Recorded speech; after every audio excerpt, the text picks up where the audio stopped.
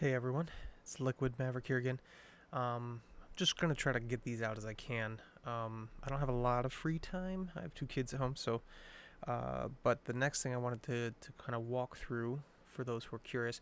Again, I have the 96 GMMK2 sitting right here. Got it plugged in, looking pretty. In front of it, I wanted to give up some size comparisons for those who are curious. So this is my Pro, my pride and joy.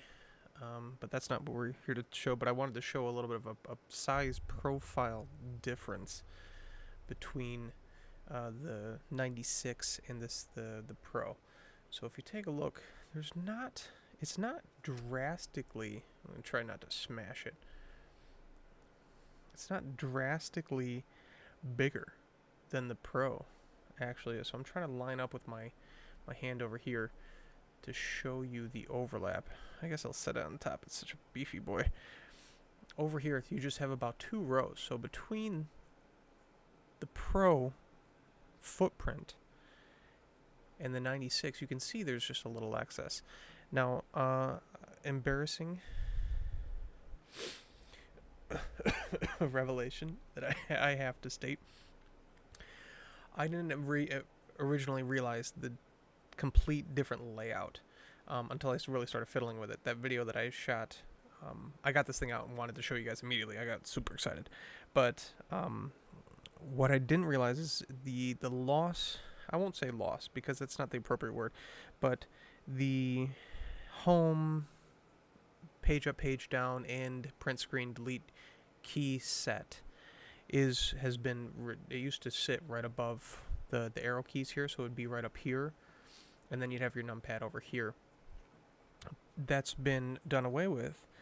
You have your delete, insert page up, or page up, page down, as well as your home and end. Now, home and end are very frequent uses for me.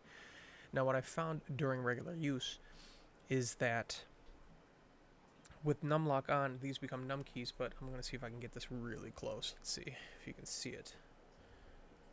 Here's your home right here, and here's your end. Now also, as you may have noticed from the original, and I'm going to see if I can get that over here. It's kind of tucked away. You had the indicator lights for print screen, scroll lock, things of that nature. It didn't always have those, but I knew it had like num lock and things of that nature. Those have been done away with. So I haven't immediately seen where you can make that distinction, but I will tell you it was in the day that I had to work with this keyboard for my regular job. I found really easy to just have a mental memory of exactly if I had numlock on or off. So using the home, the end, I usually existed with numlock off. And then if I needed to use the keypad, hit that real quick, hit the numlock. I'm inverted, so this is upside down for me, sorry. And then I hit the keys. So just an observation there. I think the last piece that I wanted to show for that, but sorry, I'm scatterbrained today. It's a really intuitive layout. So the home and end are new items, and that's these two keys, but the fact that I can know exactly how to hit them, and they're really close to where my normal keys are. So let's pretend for a second. Let's not pretend, let's show you. So this is a Keychron K6. My home's here, and end is actually a function 2 with like this key, but it's really close to where my enter is. It's really close to where my keys are here. The same can be said here. So here's my enter, and here's my home and end. So almost like a 65, you still have the same general location for where these keys might exist, which I actually find really useful. And then the last piece, I got a couple here. My whole keyboard game is going to be on display here. So here is again the Keychron K6 to show you the footprint difference. So here's the extra part for the footprint size, and then you have about 1.5 keys on the upper end, which obviously is going to be common, especially when you have the function row keys. I also have the last piece. Again, I just want to show you a couple different footprint differences. you can see here, this is a KDB Light R3. It's going to be a very similar footprint, but I just wanted to show again the footprint differences. So again, you got about, on this one it's a little bit wider bezel, so you only get about a half key height, which you can't really see. Half key height above. And then about, I'd say roughly three rows here. So again, I think the biggest takeaway and the most surprising takeaway for me is the incredible amount that they fit on a footprint that is not that much bigger. And I think I mentioned this before. You know, I'm a 65 preference person. 75, I really like the Pro, but the 75, 65, especially for work.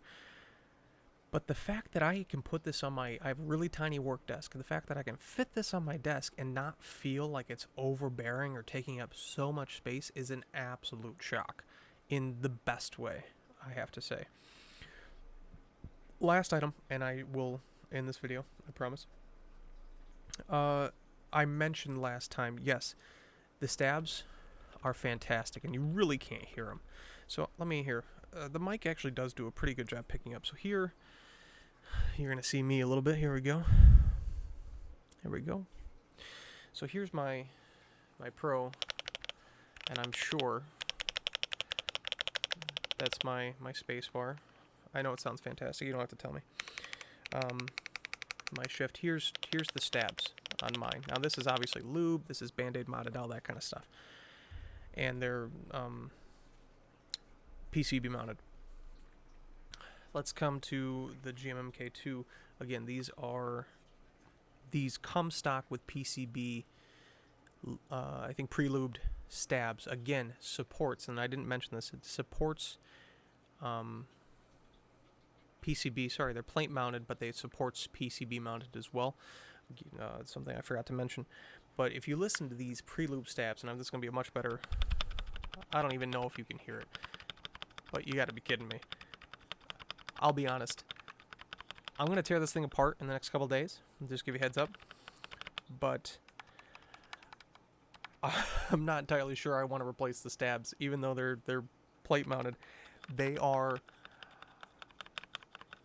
I mean, I'm nervous to take it apart. I don't want to ruin it because they're perfect, honestly, out the box, which is just an absolute shock. I think the last thing I'm going to do, make a little space now because my camera's the way it's oriented. It's going to be difficult. Let me get this set up. I think some people were requesting some typing tests.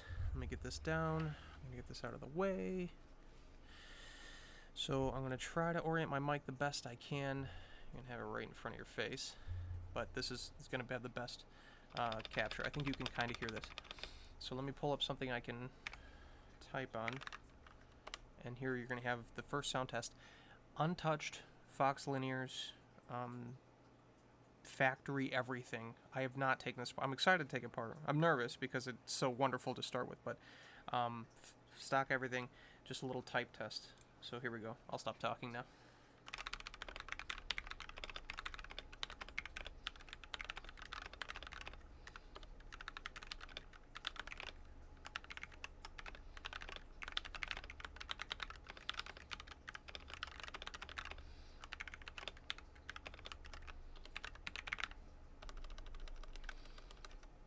Oh my god, you can't even hear it.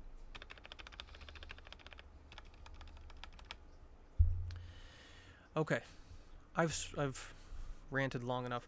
That's what I got for you all today. Thanks for listening. I'm hoping this is useful. If there's any other requests or recommendations for what you'd like to hear or know before this thing becomes gets to your doorstep, let me know. I will do my best in the free time that I have to throw things together. Again, thanks for listening. Get ready to ascend. This thing's insane. It's fantastic. All right, talk to y'all later.